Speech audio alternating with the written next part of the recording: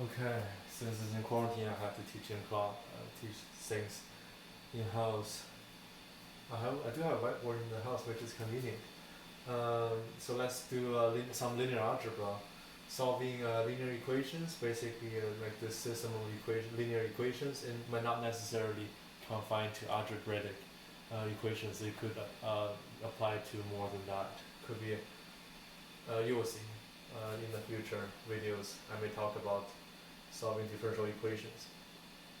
So we have this system of equations. We can write those factors as matrix A and X and B. So you can then make this system of equation will be written in the relatively compact form A x equals B. So let's first solve the null space x naught or xn. So ax naught equals 0. We do the row reduction of A and do the column exchange to make sure that the left hand side, the little bit top left corner is identity matrix, and the right upper right corner is F matrix. We do a null space.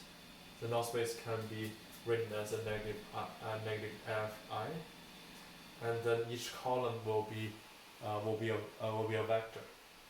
Then we can find out the solution of null space Ax naught equals 0. The Ax naught can be written as a summation of all the vector with certain factors in it. So that's solving the null space. Let's solve the special solution for Ax equals B. So we merge A and B in the same matrix, and we do the row reduction and the column exchanges. We ended up having two different scenarios. For me, it's those two at least for me, it's two most common scenarios. For more rigorous proof and circumstances, you can look back to the book and the lectures on chapter 3 and the introduction to linear algebra by Strang. We will reduce to like this form. This can be thinking as a inverse A and A inverse B.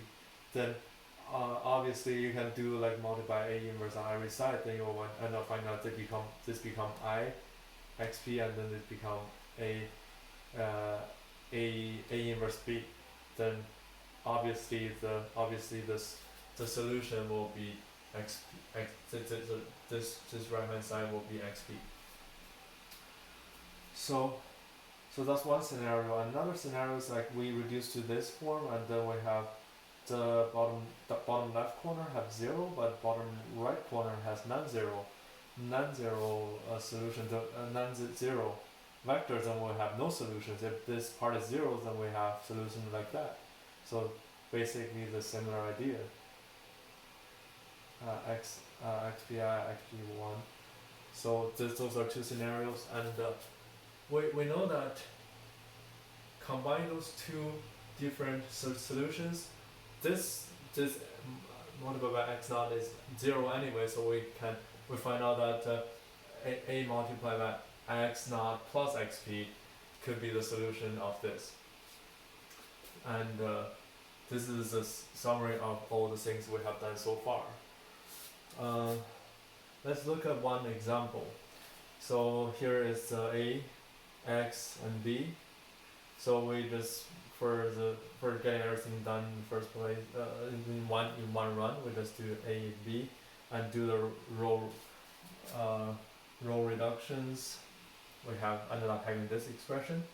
As you can tell, just by looking at it, we have a special function right out here.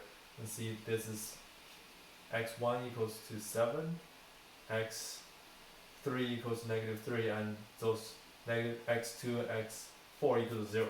So that's a special function. So yeah, that's another case that I haven't mentioned, but it's relatively straightforward to get it in this way. and we do the we do the exchanging column. So we exchange those two columns, then they become the null space will become x1, x3, x2, x4 become alpha I negative fi. Negative fi is that's f, that's I. So negative f negative 2 0 1 0 and a 4 negative 4 0 1, and we switch those two x's back, then we will have negative 2 1 negative 2 1 0 0 4 0 negative 4 1, and that's the final solution of this equation.